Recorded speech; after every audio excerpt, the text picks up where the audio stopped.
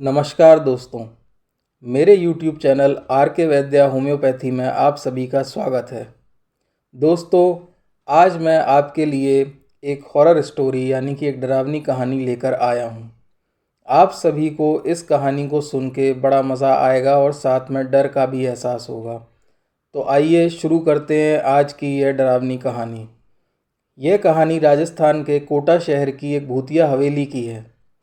यह हवेली राजा महाराजा के समय में बनाई हुई थी, लेकिन पिछले 18 सालों से इस हवेली में आज तक कोई भी रहने के लिए नहीं आया है।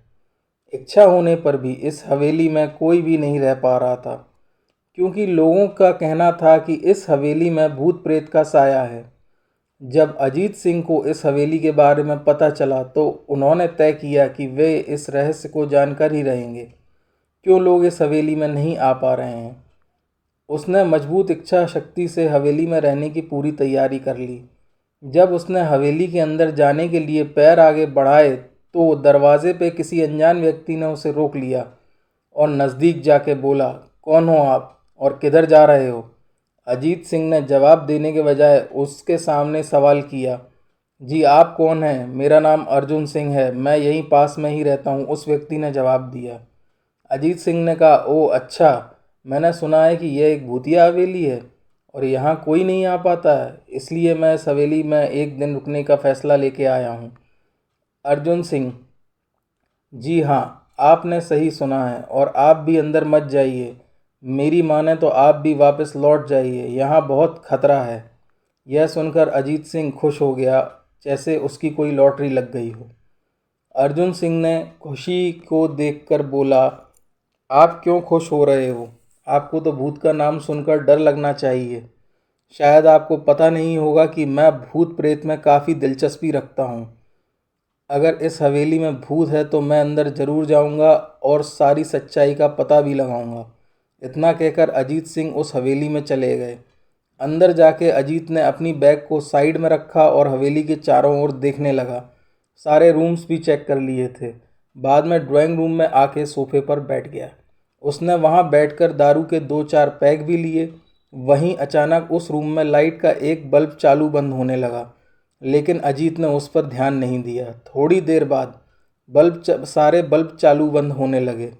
फिर तो हवेली की सारी लाइटें बंद चालू होने लगीं। यह सब देखकर अजीत अपनी जगह पर खड़ा हो गया और संपूर्ण सावचेत हो गया। अचानक उसके सामने एक छोटा टेबल हवा में उड़ने लगा। करीबन 6 फुट हवा में ऊपर जाकर गोल गोल घूमने लगा। बाद में अजीत की और तेज़ी से आने लगा। अजीत ने तुरंत ही अपने जगह बदल ली और दूसरी ओर चला गया और वो टेबल वहीं जाके गिरा जहां अजीत खड़ा था। अजीत को समझ पाता उतने में सोफे की शीट उसकी ओर आने लगी। वो जल्द खड़ा हो गया और छलांग लगा के दूसरी ओर कूद गया, जिसके कारण सोफा दीवार पर टकराया और अजीत बच गया।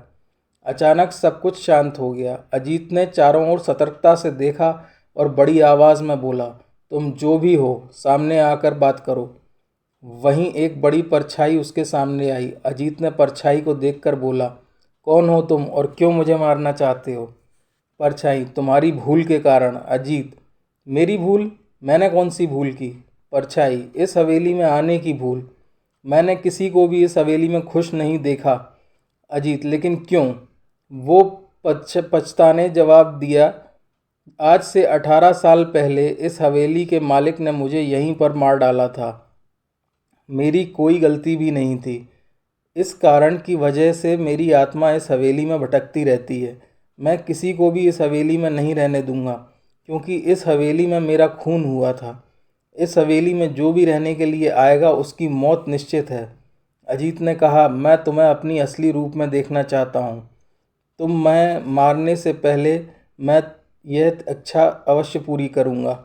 और उस परछाई ने एक भयानक दरमियाना रूप ले लिया। उसका चेहरा इतना भयानक था कि अजीत भी एक क्षण के लिए डर गया था, लेकिन परछाई ही ऐसी थी कि अजीत खुद पर काबू ना पा पाया और बाद में और ज़्यादा डर गया। बाद में इसने अपनी जेब में से सफ़ेद पाउडर निकाला और उस भूत पर फेंक दिया। भूत के ऊपर पाउडर पड़ते ही वो जलने लग गया। बड़ी बड़ी ज्वाला उठने लगी। वो भूत ज़ोर ज़ोर से चिल्लाने लगा और बाद में पूरी तरह से जल गया। उसके बाद अजीत ने चैन की सांस ली और वहाँ पर सो गया। दूसरे दिन सुबह अजीत को सही सलामत हवेली से बाहर आते देख अर्जुन को आश्चर्य हुआ। अर्जुन ने अजीत से पूछा, तुम कैसे जिंदा बच गए? जब अजीत ने अर्जुन को कल रात की घटना के बारे में सब कुछ बताया और बोला यह हवेली भूतिया हवेली नहीं रही, तब अर्जुन को इस बात का एहसास हुआ कि यह अजीत कोई मामूली व्यक्ति नहीं था। इसने उस प्रेत आत्मा से इस हवेली को मुक्त करा दिया और अतः यह हवेली अब सभी के रहने योग्य हो गई है। दोस्तों, आपको ये कहानी कैसी लगी कमेंट करके ज़रूर बताएं। मेरा प्रयास है, इसलिए मैंने ये कोशिश की ताकि आप सबको एक डरावनी कहानी प्रस्तुत करूं। अंत तक बने रहने के लिए कहानी में आप सभी का बहुत बहुत धन्यवाद। कमेंट करें, लाइक करें, सब्सक्राइब करें और आप सबका बहुत बहुत धन्यवाद।